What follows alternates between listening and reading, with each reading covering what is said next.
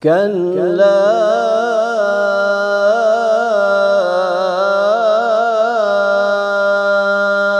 إن الإنسان ليطغى أن رآه استغنى إن إلى ربك الرجعى.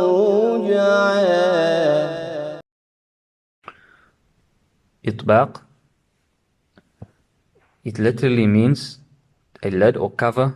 The entire part of the tongue embraces or encompasses the palate. Its letters are Sad, Lad, Ta and Va, 4 letters. So like how a pot, it covers, the edges covers the lid or the pot.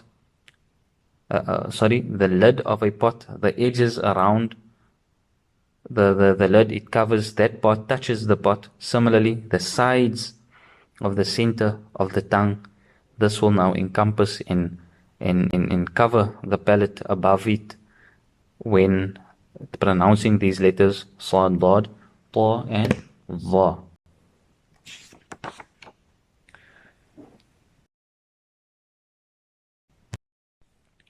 The author says, note, all the letters of Itbaq have isti'la in them. So automatically all these letters of Itbaq, they also by default also have isti'la in them. If you look at the letters of isti'la, khussa, lagtin, qidh, in them are also sad, dad, ta and dha. And they are all the letters of Itbaq. So he says that all the letters of Itbaq, they also have isti'la in them. Note, due to this sifa, these letters are read more full or thick than the qaf, the ghain and the kha, which only have isti'la in them. So because of Itbaq, automatically the Sad, Dad, Ta and Dha, they're going to have more of a full sound because now they have Itbaq and Isti'la, whereas the Qaf and the Ghain and the Kha, they just have Isti'la, they don't have Itbaq in them. So this is the reason why that 4 letters, they would be more full and more thick than the other letters of Isti'la. Number 8, Infitah, which is now the opposite of Itbaq. It literally means to open. Infitah, like Fataha, to open. Fatha, open. It literally means to open.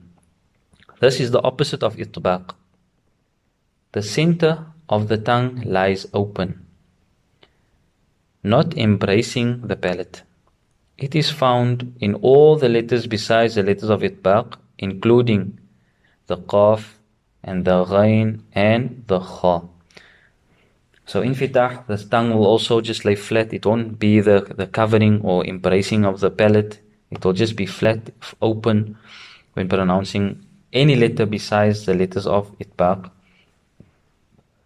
And the author says, including the Qaf, the Ghain and the Kha, the tongue needs to lay flat because in efforts or in attempting to implement the Isti'ala, a person can fall into the mistake of trying of making his tongue, positioning it to pronounce or to implement the Itbaq as well. So that's why he's saying even with the Qaf, the Ghain and the Kha, be very careful, because when you're making your Isti'ala in these letters, it needs to have infitah. The tongue shouldn't have that embracing effect, or the tongue shouldn't develop that dent in it. It needs to be flat when pronouncing these letters, the Qaf, the Ghain and the Kha. Note, because the tongue lies open, it causes these letters to have a more empty or thin sound in them, tarqiq. Note, in isti'la, istifal, itbaq, and infitah, the action actually takes place in the tongue, but metaphorically, we say that it takes place in the letter.